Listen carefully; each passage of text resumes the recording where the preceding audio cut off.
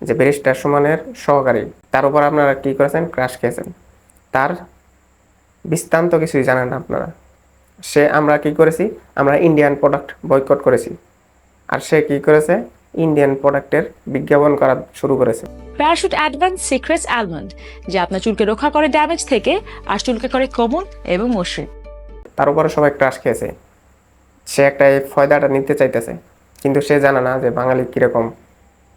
জীবন মাহমুদ, শিমুল, তাদের তো সকলে পছন্দ করে, সকলে ভালোবাসে, কিন্তু তারা কোকা কোলার অ্যাড করার পরে তাদের বয়কট করেছে মানুষ। এরকম পিয়া জান্নাতকে বয়কট করেন।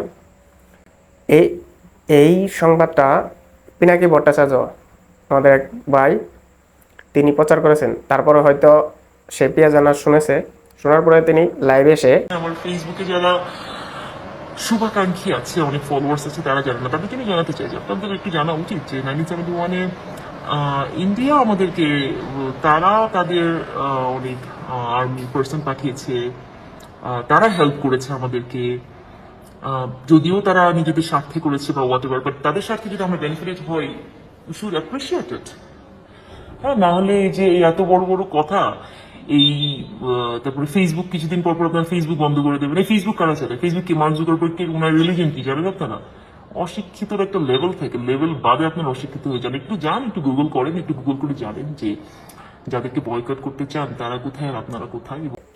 সে বলতেছে 1971 সালে ইন্ডিয়া আমাদের হেল্প করেছে। সে আমাদের ইতিহাস জানাতে চায়। সে বলতেছে আপনারা হয়তো ইতিহাস জানেন না, মূর্খ।